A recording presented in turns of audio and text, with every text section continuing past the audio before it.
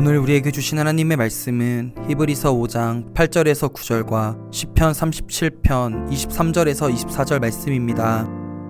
그가 아들이시면서도 받으신 고난으로 순종함을 배워서 온전하게 되셨은즉 자기에게 순종하는 모든 자에게 영원한 구원의 근원이 되시고 여호와께서 사람의 걸음을 정하시고 그의 길을 기뻐하시나니 그는 넘어지나 아주 엎드러지지 아니함은 여호와께서 그의 손으로 붙드심이로다. 오늘 이 말씀에 많은 은혜 받으시기 바랍니다. 2011년 3월 11일 오후 2시 46분이었는데요. 가장 강력한 지진, 진도 9.0의 대지진이 일본의 동북부 연안을 강타했습니다. 사고가 일어났던 원전에서 가장 가까운 한 4km 정도 떨어진 곳에 한 교회가 있었습니다. 제1성서 침례교회라는 교회였습니다. 사고가 난 그 시간에 이제 교회를 이끌어가는 담임 목사님이 사실은 중요한 결정들을 바로바로 내려야 하는데 마침 도쿄 근교에 있는 신학교 졸업식에 참여해야 됐기 때문에 교회를 비운 상태였다고 합니다. 사토 아키라 목사님이라는 분이었는데 이분은 신학교 졸업식장에서 이 비고를 듣게 되었습니다. 졸업식장에 주저앉아서 그는 탄식했다고 합니다. 이제 모든 것이 다 끝났구나. 내 평생의 노력, 내 목회가 이렇게 끝나는구나. 내 인생도 우리 교회도 물거품이 되어버리는구나. 그는 이렇게 탄식하고 그만 절망 가운데 있게 되었다고 합니다. 이 교회는 목사님이 아주 잘 목회하고 또 교인들과 이끌어서 지난 3년간 교회를 새로 짓는, 건축하는 귀한 일을 이제 마치고 새로운 기대와 희망을 가지고 이제 새로운 교회를 꿈꾸며 나아가는 그 시기에 있었습니다. 교회에 남아있던 부목사님이 신속하게 사고가 일어나자마자 전체 교인들이 등록한 교인들이 한 150명 정도 되는데 일일이 다 전화를 했습니다. 전화가 안 되는 사람이 더 많았고 절반가량의 교인들이 연락이 되었다고 합니다. 이 부목사님이 굉장히 좀 빨리 판단을 내린 것 같아요. 그래서 교인들에게 집에 차가 있으면 어떤 종류의 차든지 다 가지고 교회로 모여라, 이렇게 아주 긴급한 명령을 내렸고 교인들이 15개 정도의 차량을 가지고 교회에 모였습니다. 살아남은 사람들이었죠. 이들이 빨리 탈출을 해야 됐기 때문에 그날 눈보라가 저녁에 쳤는데 눈보라 치는 산을 넘어서 이제 임시 피난민 캠프에 도착하게 되었습니다. 사토 아키라 목사님이 얘기한 것처럼 모든 것이 끝난 것 같은 상황이었는데 그때 그들이 새롭게 배우는 일들이 시작되었습니다. 가자마자 이제 교인들이 손을 잡고 예배드리기 시작했고 또 피난민 캠프 가운데 모자란 중에도 이제 여러 구호물들이 들어오면서 이제 음식을 나누고 옷을 나누게 되었고 또 교회들의 도움으로 이들은 캠프를 떠나서 선교사가 운영하는 리트리트 캠프라고 우리가 볼 수 있죠. 우리가 수련회를 하는 그런 수련장으로 이제 옮기게 되었습니다. 이 가운데 이들이 경험한 것은 완전히 새로운 신앙생활이었습니다. 책으로만 보던 교회의 모습, 또 성경으로만 읽던 사도행전을 통해서 읽던 초기 교회 공동체의 모습들을 이들이 경험하기 시작했습니다. 믿음의 고백들을 그들이 하게 되었는데 그 중에 제 기억에 남는 믿음의 고백은 3가지입니다. 어떤 그리스도인은 이렇게 고백했다고 합니다. 이제서야 제대로 된 신앙을 갖게 되었습니다. 이제서야 삶의 모든 것이 무너지고 나서야 제대로 된 신앙을 갖게 되었다고 고백하는 것입니다. 하나님께서 이들에게 엄청난 환난과 고통과 시험을 주셨는데 이것으로 인해서 제대로 된 신앙을 갖게 되었다고 고백합니다.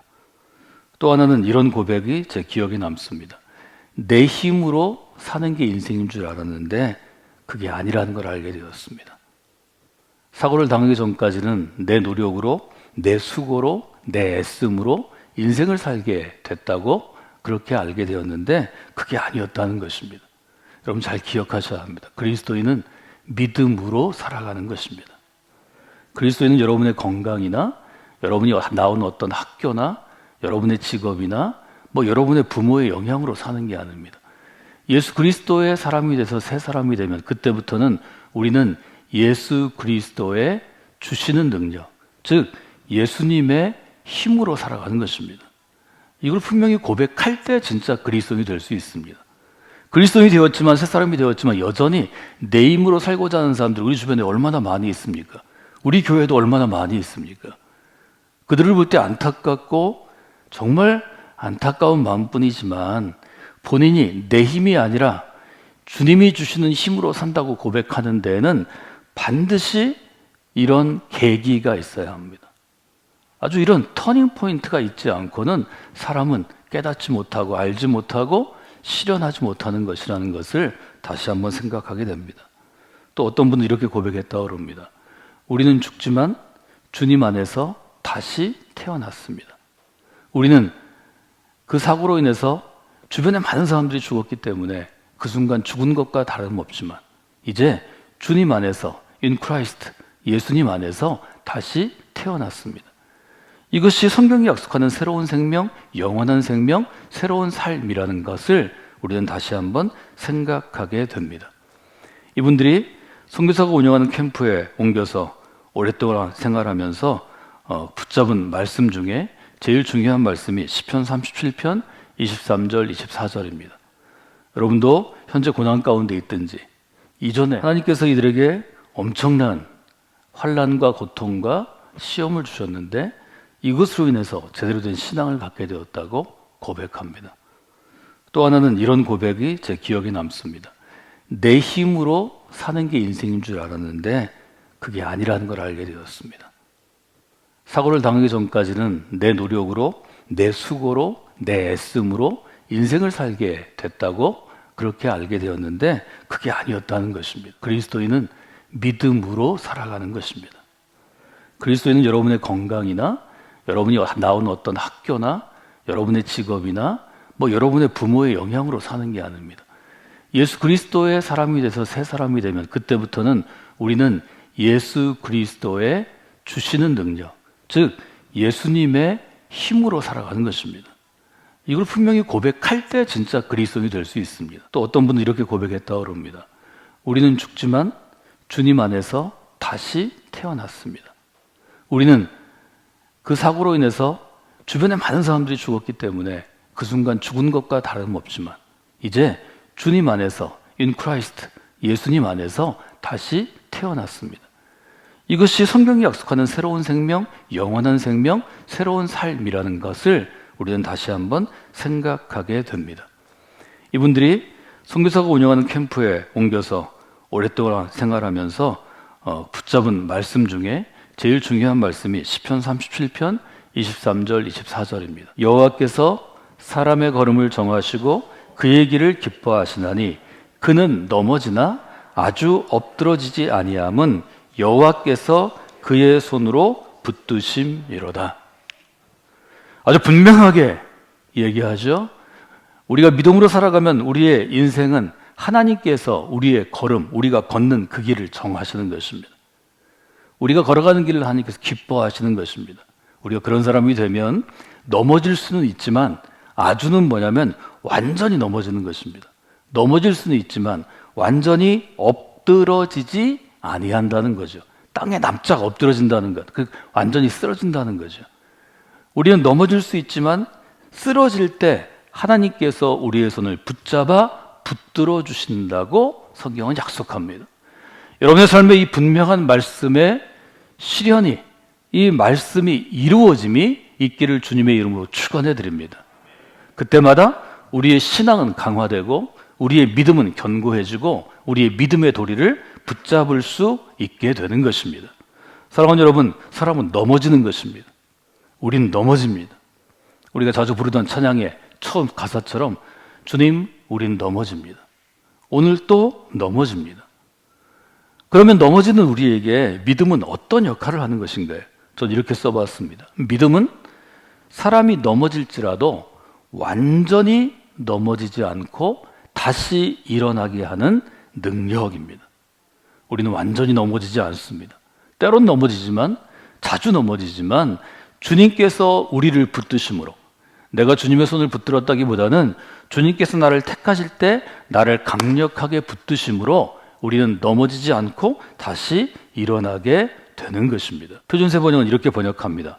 어쩌다가 비틀거릴 수는 있지만 주께서 우리의 손을 잡아주시니 우리는 넘어지지 않습니다. 저는 이것이 십자가의 가장 강력한 능력이라고 생각합니다.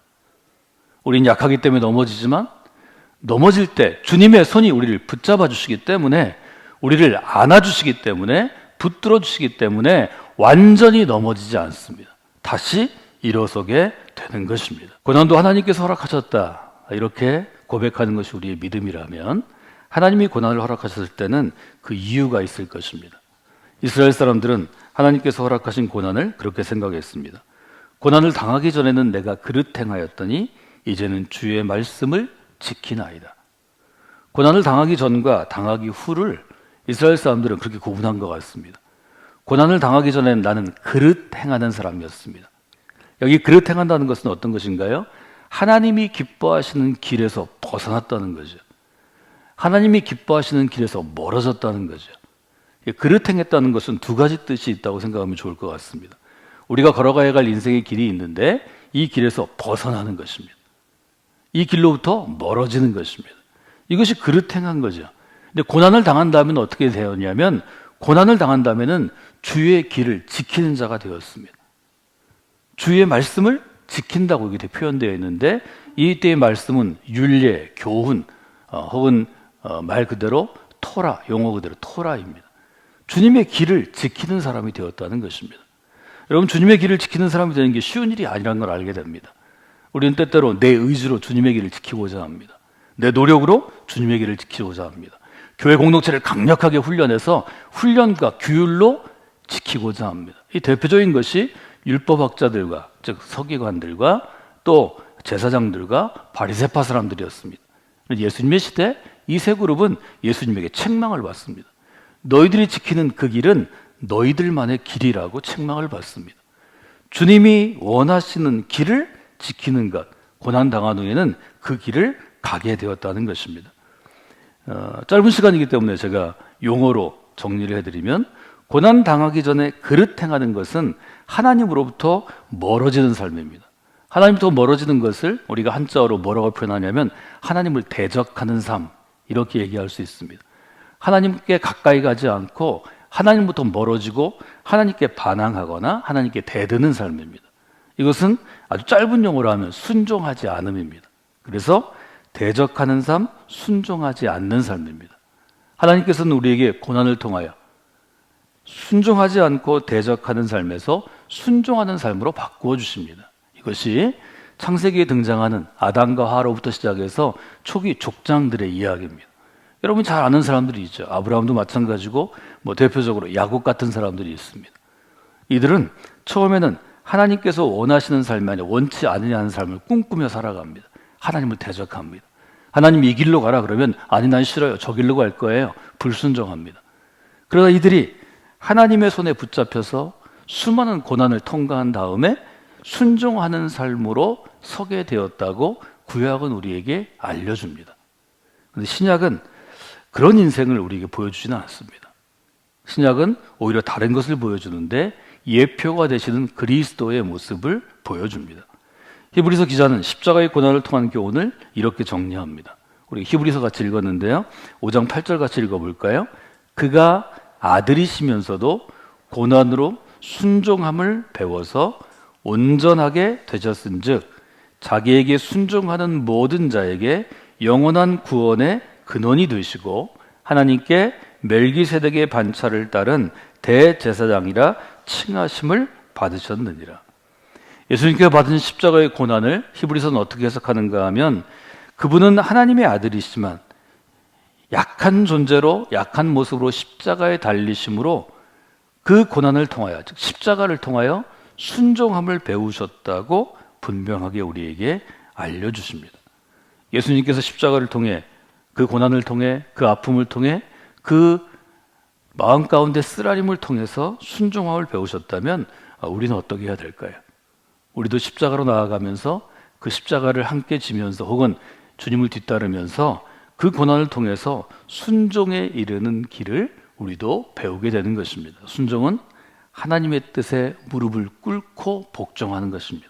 말하자면 완전히 복종하는 것입니다. 결국 신앙의 갈등은 어디서 옵니까? 나의 뜻을 성취할 것인가 아니면 하나님의 뜻을 따를 것인가입니다. 우리 안에서 옛사람은 나의 뜻을 성취하려고 하고 새사람은 하나님의 뜻을 따르자고 우리에게 권면합니다. 이 갈등이 아주 크죠. 그래서 바울이 얘기할 때 옛사람과 새사람이 갈등하고 있는 것이 우리의 마음속이다. 이렇게 아주 분명하게 우리 내면 세계를 그리고 있습니다.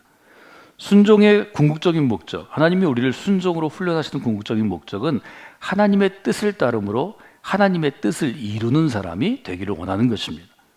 예수님께서도 기도하셨죠.